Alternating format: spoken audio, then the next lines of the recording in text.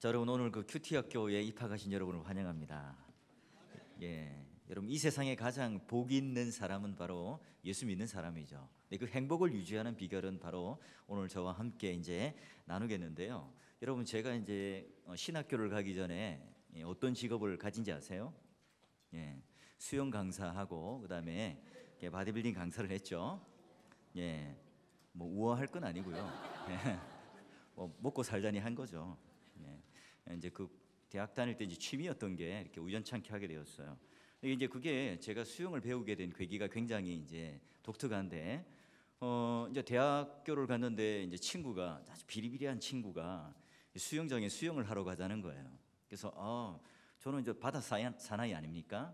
태종대 똥바람을 딱 맞으면서 이 어릴 때부터 뭐 해요? 수영에 대한 일가견이 있는 사람이에요. 바다 수영에 대해서. 딱 갔는데 이제 수영장에 딱 갔더니 뭐 이제 시합을 하자는 거예요. 50m 레인에 딱 서서 갔는데 저는 그야말로 이제 살아남기 위해서 몸부림을 쳐요. 그걸 뭐라 그러죠? 헤엄이라 그러고.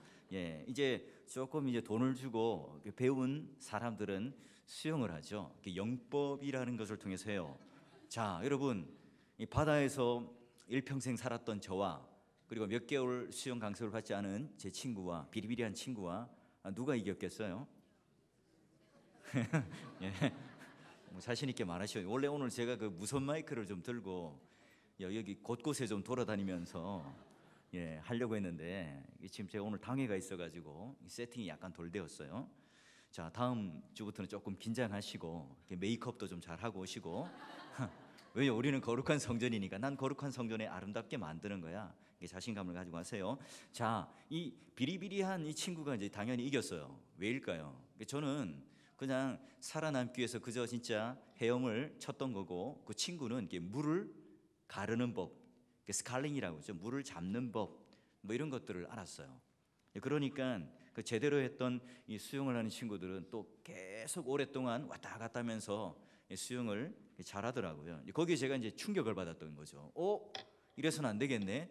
저도 이제 그때부터 수영을 이제 배운 거예요. 이제 그 뒤로부터 수련회 가면 좀 더 유용하게 뭐 할 게 없을까? 이제 수영을 하다 보니까 권유를 하는 거예요. 뭐 라이프 가드, 수상 인명 구조 자격증도 따보고 모두 해보고 하세요. 그래서 이제 취미로 따서 이렇게 하게 된 거예요. 자, 여러분, 우리가 말씀이라는 것 똑같아요. 말씀이라는 것도 오늘 우리가 그냥 이제껏 귀동냥으로 들어왔던 게 아니라 내가 직접 이제 막 그냥 헤엄을 하는 게 아니라 정말 이제 수영을 하면서 놀려고 그러면 조금 그 수영하는 법을 배우듯이 성경을 묵상하는 것, 성경을 보는 법을 좀 배워야 합니다. 자, 우리 교회에 이미 이제 큐티 나눔 방이 생겼죠. 큐티 나눔을 하는 이렇게 그렇게 소그룹이 있습니다. 이제 이미 거기서 잘 하고 있는데 거기 좀 더 정착을 잘하기 위해서, 그리고 또한 여러분이 이제 구역 모임을 하거나 또 전도회 모임을 하거나 또는 우리 자녀간에 집에서 또 가정 예배를 드릴 때마다 여러분 대충 어떻게 드려요? 제가 볼 때는 딱 그 가정 예배를 합치고 다 무릎 꿇어 정장을 딱 하고 뭐 사도신경 외우면서 성경도 이렇게 딱 하면서 이렇게 굉장히 이렇게 뭐 우리가 드리는 예배보다 더 엄격하게 드릴 가능성이 있을 것 같아요. 그게 아니라 말씀이라는 것을 가지고 어떻게 우리 아이들과 함께 나누고 구역 안에서 나눔을 할 수 있을까? 이제 거기에 대해서 우리가 착안을 하면서 갈 거예요. 그러니까 목사님이 구역 모임도 하고 열심히 신앙 고백적 공동체를 만드세요. 그 얘기는 들어왔는데 그럼 어떻게 해요? 어떻게 하란 말이죠? 근데 먼저 내가 먹고 경험한 게 있어야 다른 사람한테 나눠주겠죠. 내가 맛있는 짬뽕 먹어봐야 이 집 짬뽕 맛있어요 설명할 수 있잖아요. 내가 사과를 먹어봐야 사과는 달콤하고 시큼하고 여러 가지 그런 식감이 이런 겁니다 말할 수 있는 거잖아요. 그런 것처럼 오늘 우리가 내가 먼저 말씀을 먹는 경험들, 그 경험을 가지고 나눌 수 있는 것이 뭐냐? 바로 이제 여러분 개인이 말씀을 묵상하는 그 훈련들을 또는 그런 경험들을 하셔야 된다는 거예요. 자, 여러분 그런 사랑하는 사람과 데이트를 해본 적이 있어요? 집에 돌아오면 진짜 사랑하는 사람이라면 어떻게 되겠습니까? 떠오르겠죠. 막 자려고 해도 천장에 그녀의 사진이 막 이렇게 그녀의 얼굴이 떠오를 거예요. 마찬가지예요. 묵상이라는 것들도 뭐냐면 기술이 아니에요. 어떤 방법론이 아니라 여러분, 하나님 하면 그 아련히 떠오르는 사랑, 하나님 하면 내 안에 떠오르는 그 북받쳐 오르는 그 사랑하는 감정, 그게 자연스럽게 떠오름으로 말미암아 여러분, 하나님을 사랑하는 만큼 그분이 하시는 말씀이 사랑으로 다가와요.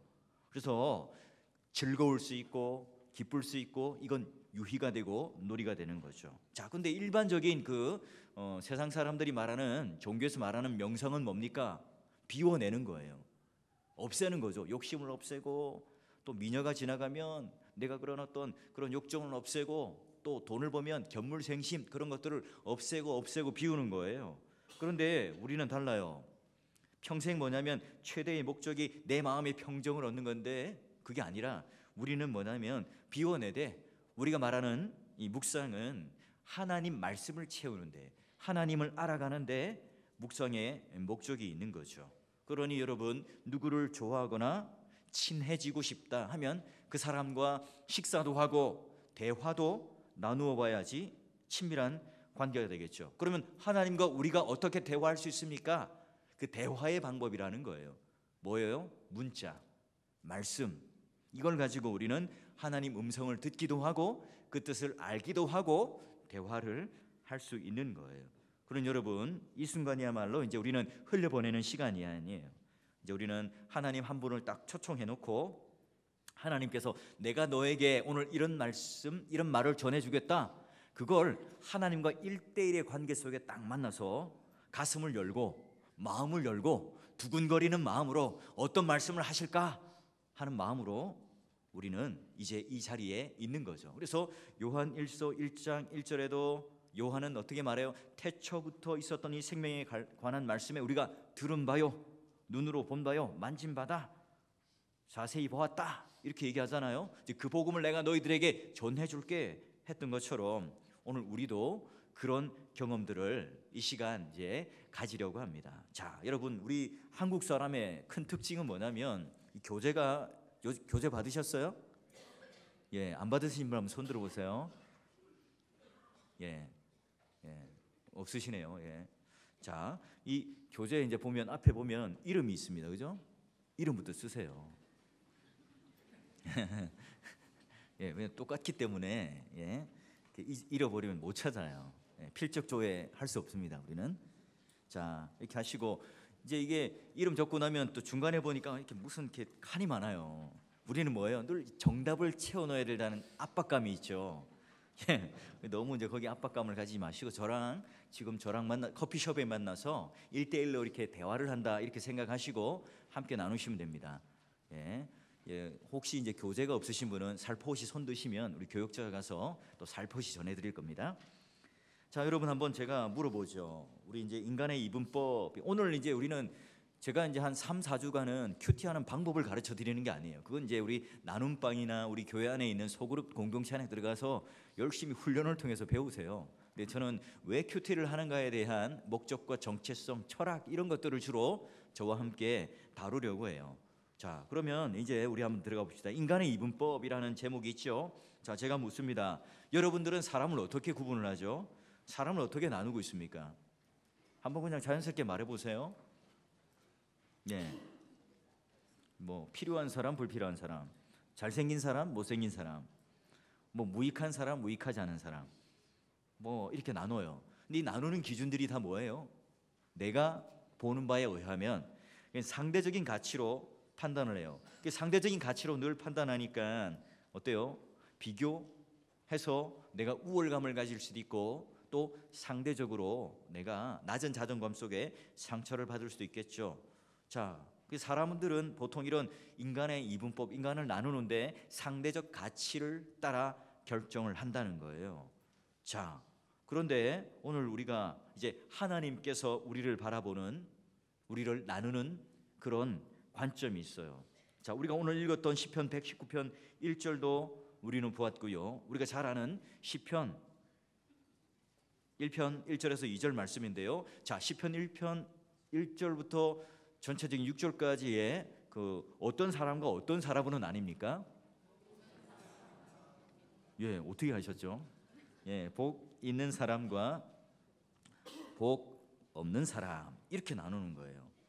자, 그러면 이제 복 있는 사람은 어떤 존재들이에요? 여호와의 율법을 즐거워하여 주야로 묵상하는 자로다. 우리가 생각하기에는 물질과 또 우리가 가져야 되는 소유를 가진 사람이 복 있다, 이것과 전혀 다르네요.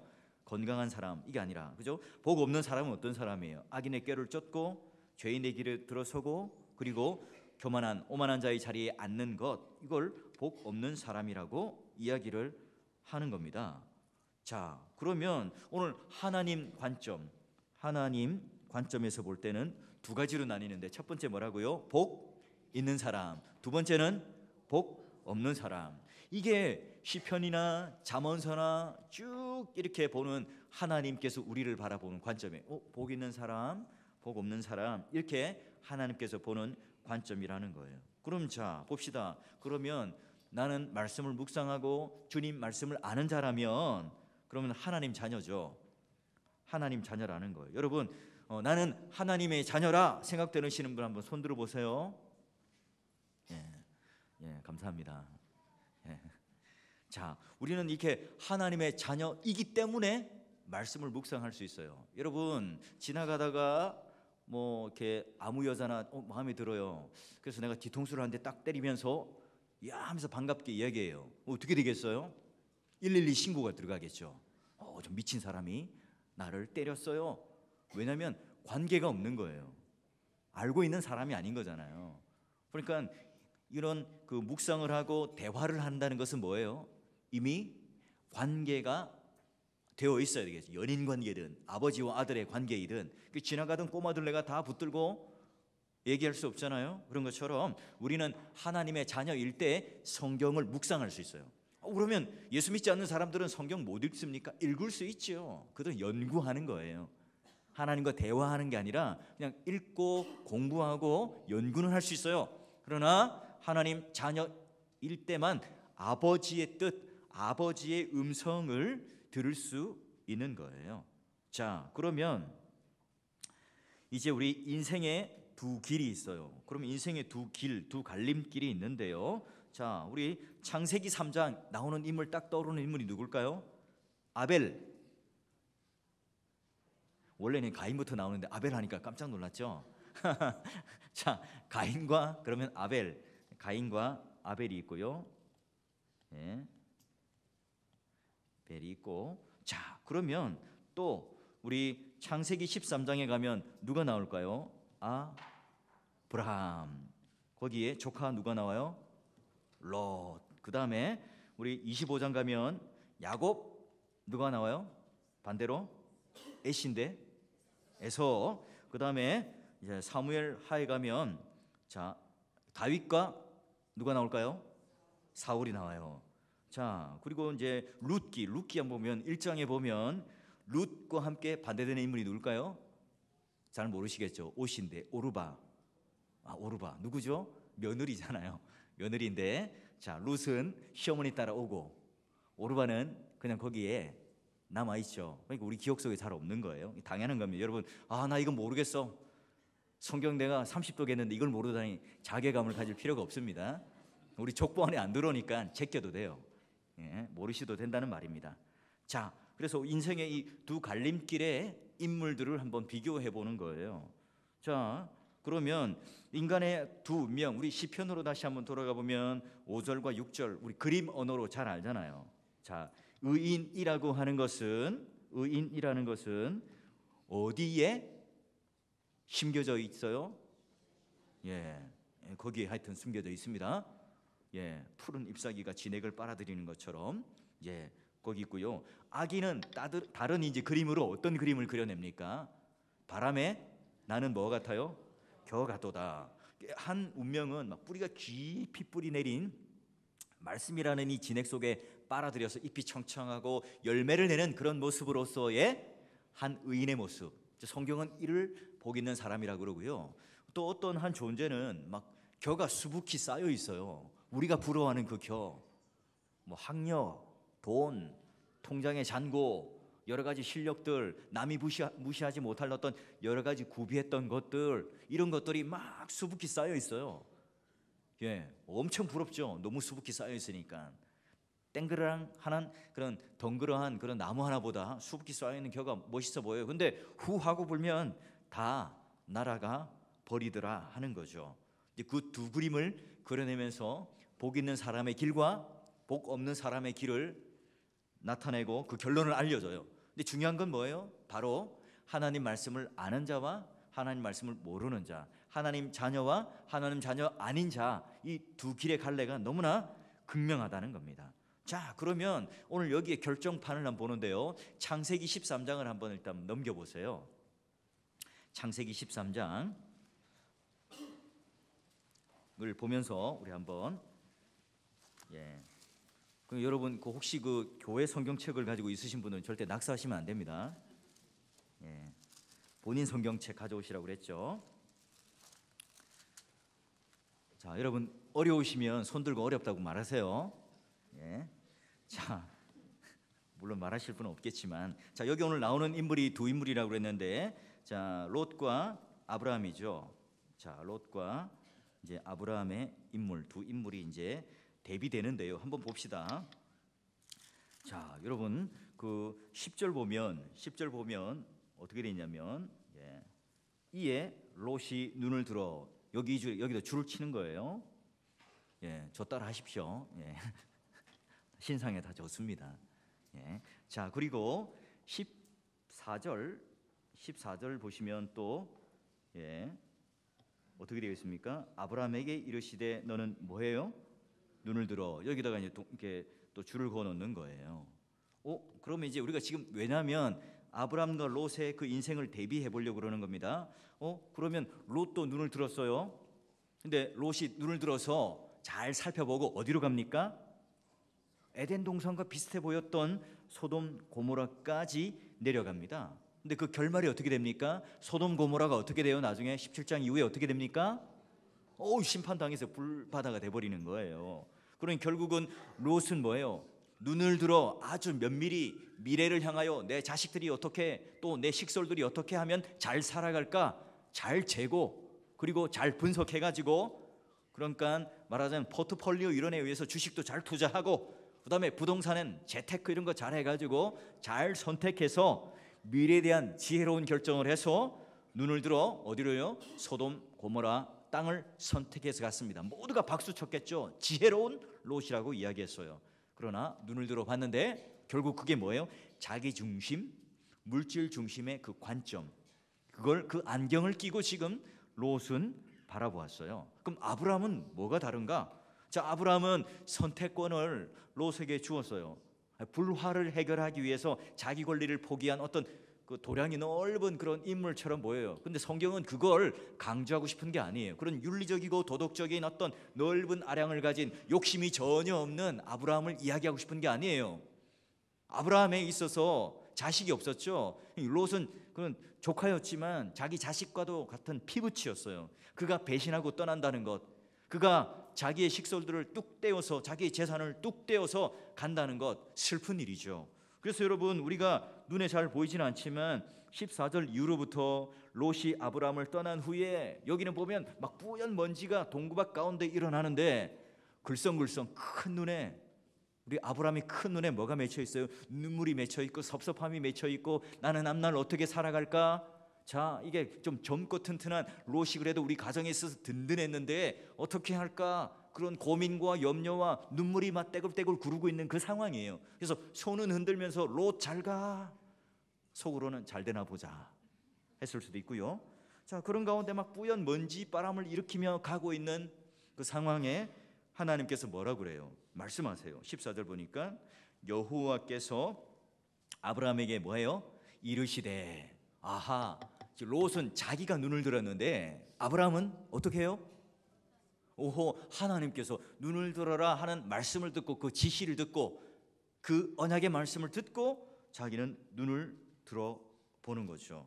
그러니까 너는 눈을 들어서 동서남북을 바라봐라. 지금 자식과 같은 여기 이 조카가 떠났어요. 너무나 낙심되어 있었죠. 뿌연 먼지처럼 앞길이 보이지 않았어요. 근데 하나님께서는 그 뿌연 먼지를 보면서 어떻게 말합니까? 자, 너는 그 내 자손이 16절 보니까 어떻게 합니까? 땅에 티끌 같게 하리니 사람이 땅의 티끌을 능히 셀 수 있을진데, 지금 아브라함이 볼 때는 보이지 않는 미래에 대한 하나의 그런 소품, 장치가 뭡니까? 티끌이죠. 롯이 떠나가면서 그냥 막 분주하게 말발굽, 사람들의 발자국 때문에 먼지바람이 막 일어났잖아요. 그러니 그게 굉장히 아쉬움의 먼지요, 미래가 보이지 않는 어떤 캄캄한 암막과 같은 소품이에요. 그런데 하나님께서는 그걸 이용하셔서, 야, 너 먼지 한번 봐, 얼마나 많냐, 티끌을 한번 봐봐, 셀 수 없지, 네 자녀, 너의 자손을 그렇게 만들어 주겠다 하는 약속을 하세요. 어떻게 해요? 어디로부터 시작되었죠? 너는 눈을 들어. 야, 똑같아요. 겉으로 볼 때는 롯의 행동, 아브라함의 행동, 눈을 들었다 똑같지만 전혀 다르죠. 롯은 자기의 안경, 자기의 관점을 가지고, 자기의 뷰포인트를 가지고 인생을 결정하고 선택하고 걸어가고 있어요. 그런데 아브라함은 뭐예요? 하나님 말씀을 듣고 그 눈이 열리고, 그럼 하나님 말씀과 그 언약에 따라 그 관점을 보면서 살아가요. 그러니 어떻게 됩니까? 동서남북을 바라보라. 지금 아브라함은 아무런 존재가 아닌 것 같은데 역사의 중심으로 하나님께서 만들어 주시는 거예요. 그가 동서남북을 빙글빙글 돌면서 바라보는 거죠. 여기 보니까 롯은 뭐예요? 소돔과 고모라고 하는 그 제한된 장소 안에 있는 세상적 물질과 축복을 받는 것 같아요, 일시적으로. 그러나 아브라함은 뭡니까? 자기가 가거나 움직이지 않아요. 경계가 없어요. 소돔 고모라는 이 도시 안에 머무르는 복이었다면 지금 아브라함은 뭐예요?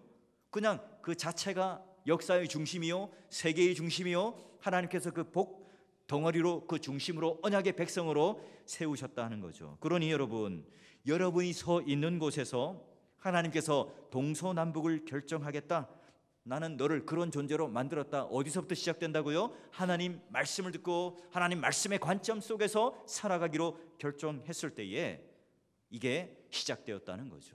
그러니 여러분, 오늘 이 말씀은요, 아브라함, 롯, 즉 대부와 범부, 그러니까 우리가 지금 생각하는 도량이 넓고 뭐 이렇게 양보심이 많고 이해를 많이 하는 넉넉한 마음을 가졌던 아브라함이니까 하나님께 복받았다, 아니에요. 여러분, 그래서 쫄딱 망한 사람이 얼마나 주위에 많습니까?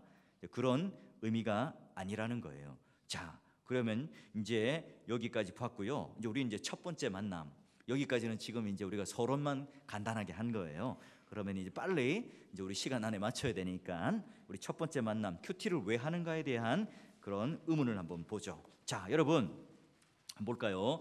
여러분 한번 또 제가 질문합니다. 자, 여러분, 하나님은 어떤 분이시죠? 한번 말씀해 보세요. 예? 전능하신 분, 좋으신 분. 오늘 지금 제가 이제 하고 싶은 것은 뭐냐면, 오늘 답이 있죠. 창세기 1장 1절에 보니까 하나님은 어떤 분이십니까?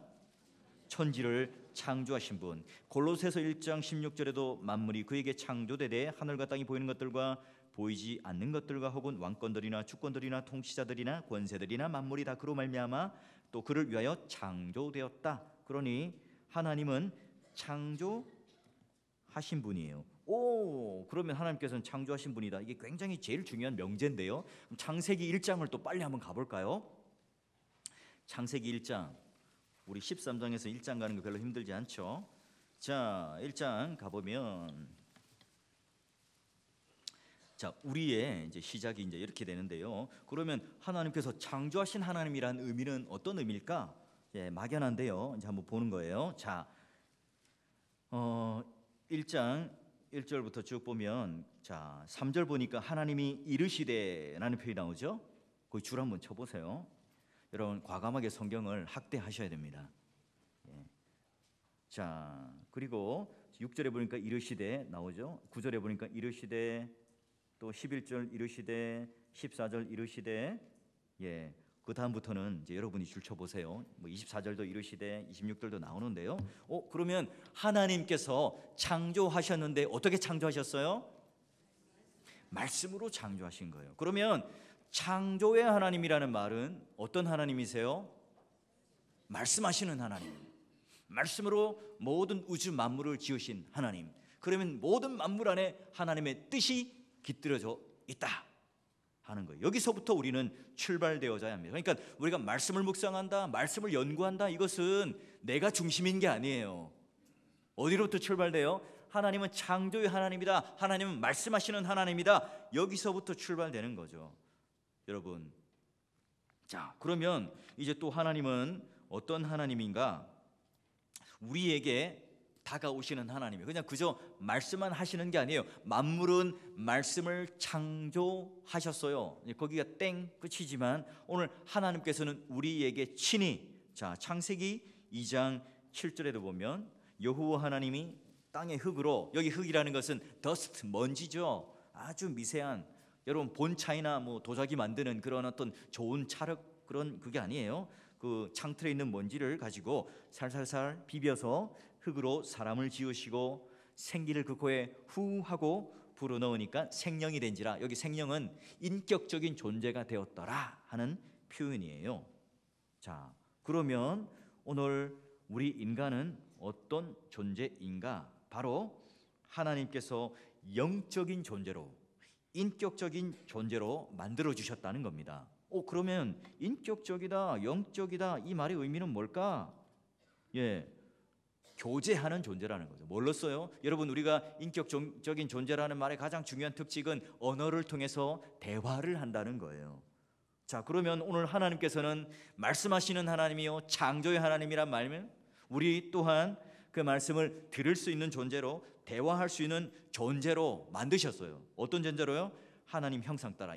창세기 1장 26절에서 27절 말씀 우리 한번 찾아볼까요? 자, 이렇게 되어 있죠. 하나님이 이르시되 우리 형상을 따라 우리의 모양대로.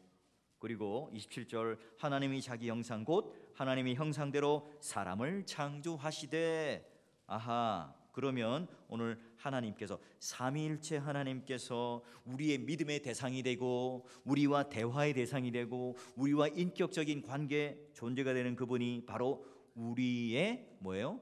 형상을 따라 모양대로 거룩한 존재로 대화하고 사귀고 나눌 수 있는 존재로 만드셨다는 거예요. 그러면 뭡니까? 하나님은 정말 우리와 함께 자꾸 교제하고 나누고 싶고 친밀한 관계를 맺고 싶어 해요. 우리는 뭐죠? 거부하는 거죠. 하나님께 나아가지 못해요. 자, 볼까요? 그래서 예수님께서 뭐예요? 말씀이시던 그분이 뭐가 됩니까? 육신이 되어서 우리 안에 거하게 되는 겁니다.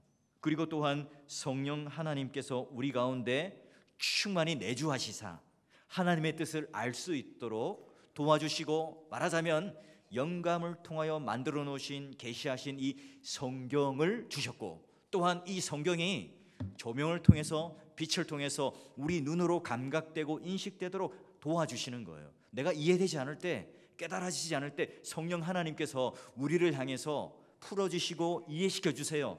보혜사 성령 하나님께서 오늘 우리에게 오세요. 그러니까 삼위일체 하나님께서 막 얼마나 뜨거운 열심을 가지고 땀방울을 가지고 지금 우리와 대화하고 싶어하고 우리와 인격적인 관계를 맺고 싶어하는가? 여기 성경 안에 절절하게 나와 있는 거예요.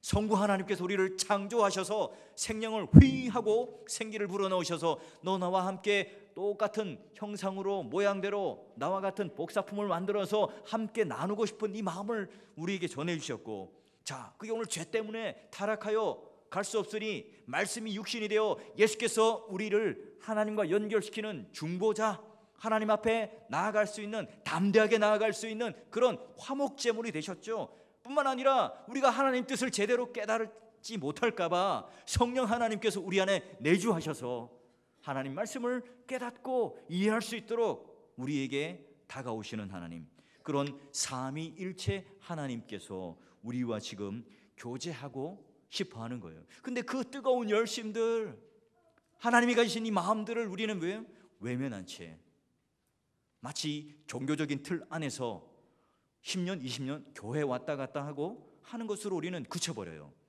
그런데 여러분 개인 스스로가 하나님 말씀 듣고 교제하고 나누는, 이거 뭐예요? 이건 어떤 우리가 가지고 있는 훈련이거나 교회에서 가지고 있는 숙제가 아니라 장난감처럼 가지고 노는 즐거움.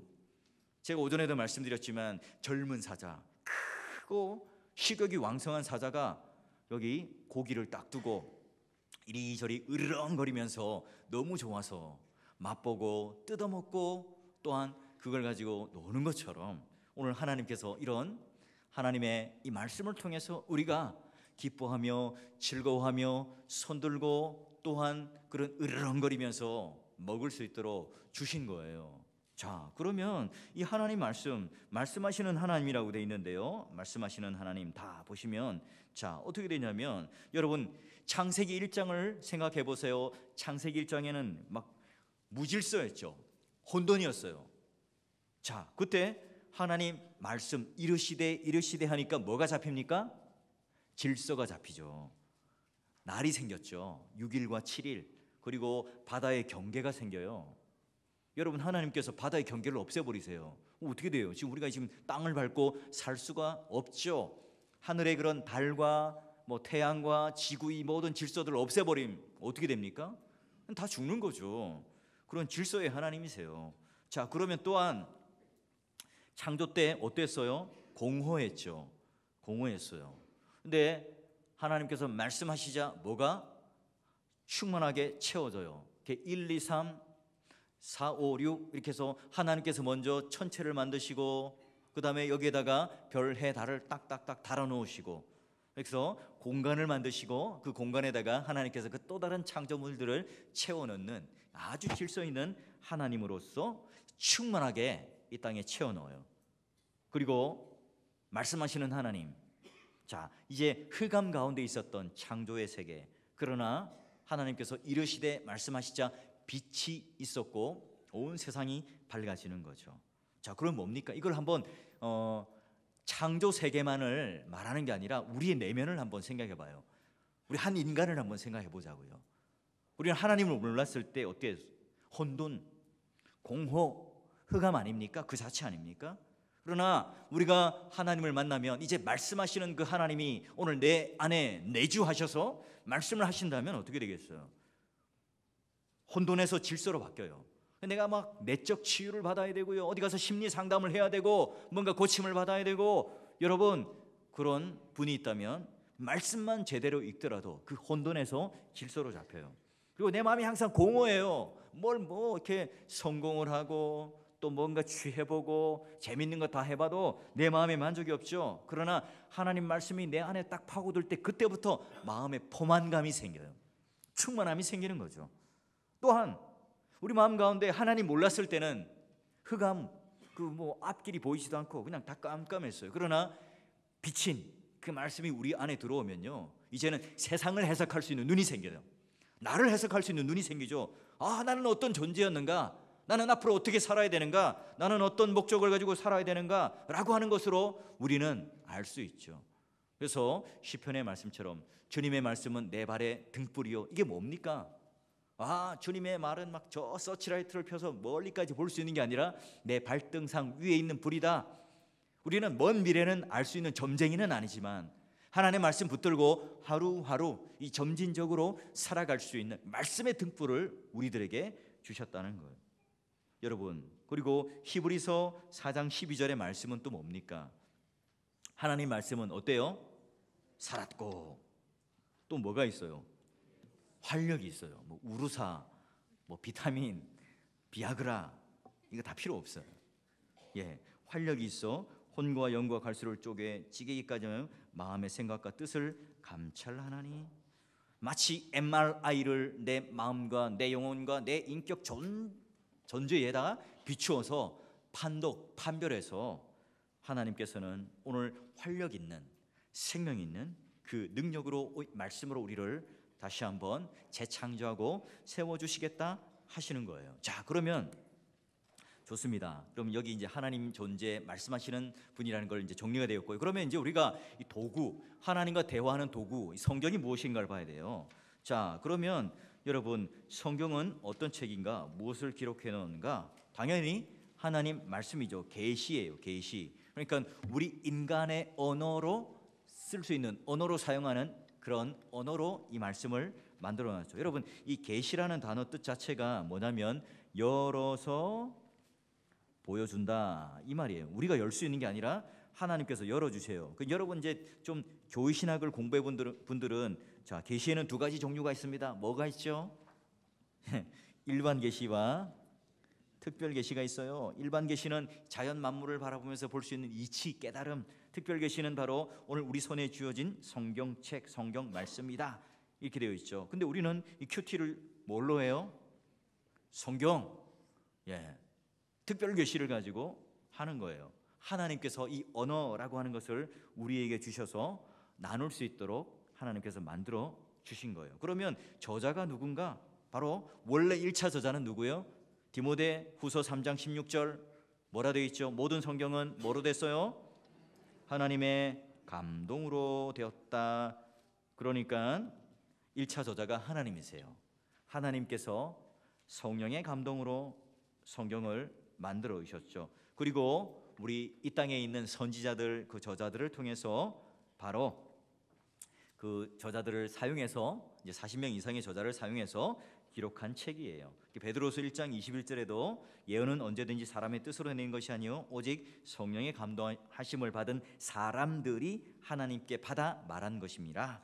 자, 이렇게 되어 있어요. 그러니까 우리 성령 하나님께서 하셨지만 선지자라는 그 인격성을 통해서 기록하셨다. 그런 여러분 베드로 전후서 또는 뭐 다른 히브리서 또 에베소서 읽어보면 약간씩 달라요. 문체도 다르고 스타일도 다르고 베드로서는 약간 좀 투박한 느낌이 있고 에베소서는 굉장히 치밀한 논리적 언어로 연결되어져 있는 것을 볼 수가 있죠. 왜냐하면 저자가 우리 인간이 받아서 쓴 저자가 다르기 때문에 그래요. 그러니까 우리는 참 재미있게도 그가 가졌던 성향, 성격 그리고 어디서 이 성경을 썼는가 이걸 알면 훨씬 더 풍부하게 성경을 이해할 수가 있는 거죠. 그러면 우리는 당연히 그러면 이제 이 말씀에 대해서 이제 알 수 있는데요. 그러면 우리 성경이라고 하는 것을 한번 이제 정리해 보면 몇 번 말씀드렸지만 성경은 성령의 감동으로 기록되었고 인간 저자에 의해서 기록되었죠. 40명 이상의 저자. 그럼 우리가 성경 읽을 때에도 뭐가 필요하다고요? 성령의 조명이 필요하다. 그래서 늘 언제나 우리는 겸손한 마음으로. 그래서 여러분 말씀 묵상을 하거나 성경을 읽기 전에 항상 뭐 합니까? 목욕 재개하고 경건한 마음을 가지고 하는 게 아니라 뭐래요? 기도를 먼저 하죠. 찬송을 먼저 드리고. 왜 합니까? 왜? 나는 이 말씀을 깨달을 수 없는 연약한 사람이지만 성령 하나님께서 지금 빛을 비춰주시면 내 연약한 지각을 깨트리고 볼 수 있습니다. 도와주세요 라고 하는 마음으로 그렇게 보는 거예요. 그러니 여러분 어느 누구라도 설교자도 성도들도 뭐 신학자라도 신학 박사라도 누구나 다 뭐예요? 성경을 볼 때는 성령의 교명이 필요해요. 그렇지 않으면 다 뭡니까? 그냥 그저 읽는 거고 연구하는 거고 공부하는 거예요. 절대로 그것은 생명을 일으키는 능력을 나타낼 수가 없죠.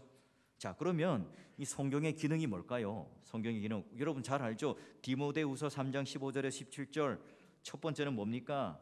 교훈. 두 번째는 책망. 세 번째 글자 못 쓰더라 좀 이해하세요. 책망. 세 번째는 바르게 함. 네 번째는 의로 교육. 자, 이 네 가지 기능을 정확하게 기록하고 있어요. 그러니까 성경 자체가 오늘 우리의 교훈과 책망과 바르게 함과 의로 교육함에 유익한, 즉 믿음의 구원에 이르는 지혜, 하나님 사람으로 온전케 만드는, 그리고 이제는 우리가 선한 일을 행할 수 있는 능력을 갖출 수 있도록 성경의 기능과 역할은 담당한다는 거죠. 그런 여러분, 내가 하나님을 향하여 오늘 교회 안에서 열심히 내가 봉사하겠다, 말씀을 많이 먹지 않고 말씀을 내가 노출되어서 영향력 아래에 있지 않으면 어떻게 됩니까? 이런 일을 할 수가 없죠. 하나님 사람으로 온전케 될 수가 없습니다. 세상이 말하는 것처럼 내가 열심히 훈련하는 것으로 되었더라, 안 돼요. 교회 안에서 수많은 그런 여러 가지 코스웍을 가지고 훈련하지만 말씀을 먹는 훈련, 말씀을 진짜 먹고 묵상하는 성경의 기능대로 교훈과 책망과 바르게 함과 의로 교육하기에 유익함, 그 성경의 기능대로, 성경의 본래의 목적대로, 성경이 가지고 있는 그런 방향대로 하지 않으면 내가 하는 모든 일들 금방 나자빠져요. 금방 번아웃이 되어서 지쳐버리죠. 내가 자꾸 이런 생명을 공급받지 못해요. 안 돼요. 그리고 제가 말씀드렸던 것처럼 말씀이라는 것이 휘발성이 굉장히 강해요. 마치 알코올처럼 딱 뿌려놓으면 휘하고 날아가 버려요. 그러니 계속 우리는 공급되어야 돼요. 우리 인격 존재 안에 말씀이 계속 공급되어야만 한다는 거죠.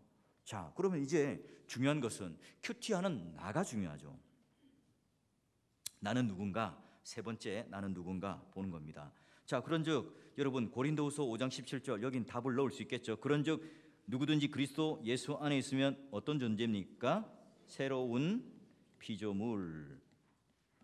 자, 그러면 오늘 하나님께서 우리 아담과 제일 창조라는 말은 뭐냐면 아담과 하와를 통해서 조형, 폼 만드셨던, 조형하셨어요.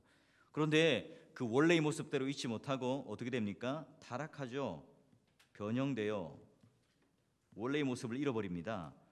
그러니까 아담과 하와가 그 뒤로 어떻게 됩니까? 우리 아까 나눴던 것처럼 절대적 가치가 아니라 상대적 가치로 서로를 바라봐요. 그래서 막 죄를 갖다가 떠넘기고 막 유치한 짓 하고 막 그 보면 이게 부부인지 왼수인지 모를 정도로 그냥 뭐 이상해져요. 사람들이 이상해져요. 그리고 막 살인 사건이 일어나고 막 미운 그런 마음이 들고 이렇게 하는 거죠. 근데 이제 이게 뒤에 우리는 어떻게 돼요? 예수 그리스도 안에 있음으로 말미암아 완전히 이제 리폼이 되는 겁니다. 완전히 새로운 피조물이 되는 겁니다. 개정이 돼요.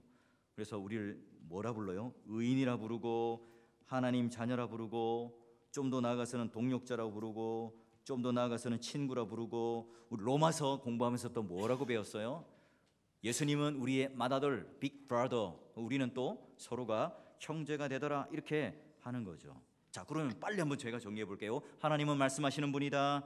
성경책은 성령의 감동으로 쓰여졌고 성령의 조명을 통해서 본다. 나는 뭐예요? 하나님 안에서 재창조되었다. 그러므로 말미암아 우리는 하나님과 이제는 대화할 수 있고 사귈 수 있는 존재가 되었다는 거예요. 자, 그러면 이제 나의 정체감, 존재감 이걸 한번 보는 거죠. 나는 어떤 존재인가? 자꾸 이제 우리는 이 말씀이 아니면 상대적 가치로 자꾸 나를 보는데요. 하나님이 보시는 본래의 나가 뭐예요? 절대적인 가치예요. 절대적인 가치로서의 존재감이에요. 그래서 여러분 제가 말했죠. 나는 성전이다. 나는 거룩한 존재다. 나는 하나님 보시기에 아름답게 여기는 하나님의 자녀다. 이렇게 하면서 뭐라고 그랬어요? 파운데이션도 바르고 그 입술에 바르는 게 뭐죠? 예?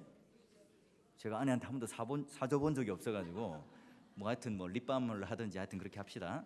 예. 그렇게 뭐 아이샤도우 하여튼 그런 것도 바르고 그렇게 하면서 이렇게 하는 거예요. 뭐예요? 절대적 가치를 가진 존재로서 하나님이 보시는 관점에서 자꾸 나를 보는 거예요. 근데 사람들이 아까 보는 것은 뭐라고 그랬어요? 상대적인 자존감이에요. 그런데 이게 이제 어떻게 바뀌어요? 그리스도 안에 있는 나는 이제 회복된 절대적 자존감을 가지게 되는 거예요. 그래서 여러분 이렇게 되는 내가 어떻게 되냐면 네모 박스로 되어 있죠. 우리는 어떤 존재인가 이렇게 여러 가지 성경 말씀과 이렇게 말해놨어요. 나는 하나님의 아들이다. 의롭게 된다. 거룩한 새로운 피조물이다. 율법과 사탄으로부터 해방되었다. 이런 내용들의 말씀 이게 뭐예요? 성경이라는 절대적 가치관으로 우리를 규정하는 거예요. 나는 이런 존재이기 때문에 얼마든지 큐티하고 묵상할 수 있는 존재인 거예요. 하나님 말씀에 다가갈 수 있는 존재고 하나님 말씀을 들을 수 있는 존재다 하는 거죠. 왕 같은 제사장이고 성령으로 승리하고 자 하나님 보호를 가지고 자 이런 존재다 이렇게 될 때 그러니까 하나님이 누구이신가? 성경은 어떤 기능을 가졌는가? 나는 어떤 존재인가? 여러분 이게 명확하게 규정이 되지 않으면 좀 며칠 하다가 막 이게 율법적으로 막 큐티는 무조건 해야 돼 하면서 마음에 막 부담감을 가지면서 난 안 되나 봐 포기하는 거예요. 그렇지 않아요? 그러니까 여러분 꼭 규정을 이렇게 존재 규정을 하시고 자 이제 다 왔습니다. 아이고 너무 빨리 말했더니 막 숨이 차네요. 자 큐티의 유익을 볼까요? 자 그러면 큐티의 유익은 뭐냐면 여러분 우리 두려움이 있었지만 하나님께서 이 말씀을 통하여 이제 그 두려움들을 제거하고 평안한 마음을 주시는 거예요. 말씀을 듣는 존재에게는. 그리고 여러분 이 결핍된 존재지만 자, 이 이후로 하나님께서 이 땅에 이제 해산의 수고를 줘요. 그런 상처들이 이제 있는 거예요. 그다음에 거절감 뭐예요? 원래는 죽어야 될 존재지만 하나님께서는 그래도 유보하셔서 관계, 영적으로 관계의 끊어짐만 허용하시고 육체적인 죽음은 유보해 놓으시죠. 그래서 원시적인 복음도 주세요. 그래서 에덴 동산에서 쫓겨남, 그다음에 분노가 생긴 거예요. 분노, 잃어버린 하나님의 형상 가운데는. 그래서 우리 첫째 아들 가인과 아벨 사이에서 맏형 가인이 아벨을 살인해 버리는 거예요. 자, 그러면 상처로 이제 변형된 이 마음은 우리가 볼 때 이제 어떤 게 가지고 있냐면 열등감을 가지게 돼요. 상대적 가치로 자꾸 나를 보니까 뭐예요? 낮은 자존감, 무책임, 자기 비하, 비교 의식, 상대적 박탈감 속에 자꾸 열등감 속에 존재를 규정해요. 자, 그리고 나서 이제 죄 의식을 또 가져요. 내 마음 속에. 자꾸 막 사탄이 나를 참소해요. 불안감을 주고, 그다음에 너 완전하게 너 율법도 다 못 지키는 존재잖아. 그 막 서로 정죄하고 강요하고, 그리고 막 강박관념과 성취 욕구를 가지고 살아갈 수밖에 없는 거예요. 자, 그러면 이제 우리가 내면을 치유하는 이 큐티를 그냥 하면 지금 여기서 말하는 지금 세상 사람들이 말하는 심리적 그런 관점 속의 그런 내적 치유를 말하는 게 아닙니다. 자, 여기 상한 마음을 가졌지만 어떻게 해요? 하나님 사랑 안에서 성령의 인도하심, 십자가의 능력을 맛봄으로 말미암아 어떻게 돼요? 상한 마음이 치유가 돼요. 그리고 깨어진 관계, 여기서 뭐 깨어진 관계는 하나님과 뭐 인간의 모든 관계를 다 말하는 거예요. 이 깨어진 관계가 예수 그리스도 안에서 믿는 믿음으로 회복되죠. 그 다음에 우리의 신앙이 인격이 성숙되어져 가요. 그래서 회복된 모습으로 주님의 몸된 교회가 에베소서 1장 22절에 함께 지어져 가느니라. 그래서 여러분, 기독교라고 하는 것은 절대적으로 개인적인 종교가 아니다 하는 거예요. 그래서 큐티를 열심히 하고 말씀을 묵상하여서 회복되고 이런 형상이 회복된 건강한 존재가 되면 교회가 건강해질 수밖에 없어요. 서로가 이 관계 속에 물려 있기 때문에요. 그러면 다양한 큐티의 유익이 또 무언가 한번 볼까요? 자, 보니까 하나님의 인도와 보호하심을 직접 받습니다. 시편 119편 105절이 바로 이제 발등상의 불인데요. 찾아보시고요. 그 다음에 이제는 뷰 포인트가 어떻게 바뀌어요? 사람의 관점이 아니라 하나님 관점으로 바뀌어요. 롯이 아니라 아브라함의 관점 속에서 바로 말씀의 관점으로 해석을 합니다. 그리고 하나님의 음성을 들어요. 여기 말은 설교자의 설교를 열심히 들으라는 말이 아니에요.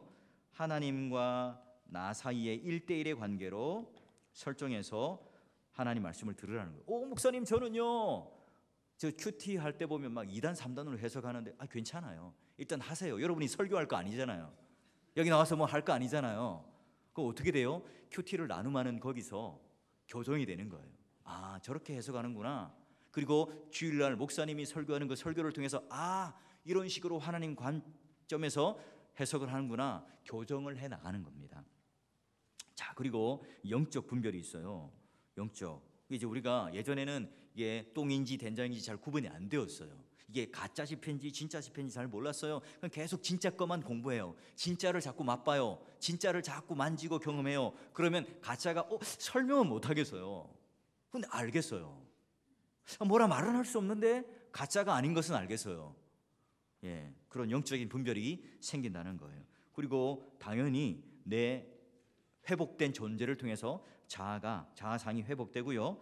그 다음에 더 중요한 것은 예배하는 삶이 회복됩니다. 왜요? 하나님, 그분을 사랑하는 만큼 말씀이 들리거든요. 그분을 사랑한 만큼 나는 예배에 집중해서 목숨을 걸고 예배 가운데 나갈 수 있어요. 여러분, 내가 예배가 잘 안 되고 설교 시간이나 예배 시간에 졸립다, 그 뭐예요? 목사가 나쁜 놈일 수도 있지만 목사가 능력 없는 놈일 수도 있지만 더 중요한 건 뭡니까? 내가 지금 하나님과의 사랑의 관계가 끊어져 있는가를 먼저 확인해 보셔야 해요. 저를 욕하니까 굉장히 좋아하시네. 제가 그만큼 그렇게 나쁜 놈은 아닌데. 자, 그래서 이제 이후에 뭐냐면 헌신의 삶을 살 수 있어요. 기쁜 마음으로, 즐거운 마음으로. 말씀에 손을 들고 말씀에 그런 으르렁거리는 그 배고픔이 없이 허기짐이 다 해결되고 나면 힘이 남아 돌아요. 뭐 하고 싶어요? 일하고 싶고 헌신하고 싶은 거죠. 그러니 원래의 에덴의 삶을 온전히 회복할 수 있는 유익을 가져다 주는 거예요. 여러분, 그러니 여러분 주일날 오전 예배 때 설교 말씀을 잘 들으셔서 어떤 해석학적인 틀을 가지고 가는가 유심히 여러분 정리하시고, 또한 여러분 교리 문답을 통해서 성경을 어떻게 봐야 되는가. 여러분 설교, 교리 문답, 이 큐티 모든 게 다 뭐예요? 성경을 바로 보기 위한 거예요. 성경과 맞닿고 하나님과 대화하기 위한 도구예요. 근데 여러분, 근데 설교에 너무 함몰되거나 교리에 너무 함몰되거나 이 말씀 묵상하는 것에 너무 가치 비중을 두게 되면 이 주객이 전도되는 겁니다. 여러분 그거 꼭 아셔야 돼요. 그래서 말씀 묵상을 통해서 내가 하나님 말씀을 듣는 그 훈련을 통해서 좀 더 친밀하게 하나님과 관계하고 맺을 때에 내가 건강하게 살아나서, 내가 여러분 건강하고 넉넉할 때 다른 사람이 이뻐 보여요. 내가 배고프고 내가 힘들고 아프면 다 귀찮죠. 여러분, 내가 사는 것은 곧 교회가 사는 거고, 내가 교회 한 일부분 몸으로서 건강해지는 것은 결국은 오늘 하나님 앞에 교회가 건강하게 지어져 가는 거예요. 여러분 다시 한번 기대감을 가지고 구역 모임이나 전도회나 여러분 모임 또는 우리 선생님들 같은 경우는 우리 친구들, 아이들 가르칠 때에 여러분 공과만 보면 안 됩니다. 공과에 뭘 봐야 돼요? 성경 본문을 가지고 여러분이 묵상하셔야 되고 큐티를 한 그 내용을 가지고 공과의 기준을 가지고 가르치셔야 돼요. 근데 우리 선생님들 보면 어때요? 그냥 공과만 보고 대충 읽고 가서 자기의 이때까지 그 살아온 경험을 가지고 대충 나눔을 해요. 우리 아이들이 알아요. 우리 선생님이 성경에 들어갔다 나왔는지, 아니면 그냥 대충 와서 여기 앉아서 이야기를 하는지 우리 학생들이 더 잘 안다고요. 여러분, 그러니 다시 한번 내가 2017년도 한 해는 말씀을 직접 먹고 맛보고 나누겠다, 여러분 이 결심을 가지시고 여러분 모두가 오늘 복 있는 사람으로, 복 있는 존재로 승리하며 살아갈 수 있기를 주의 이름으로 축원합니다.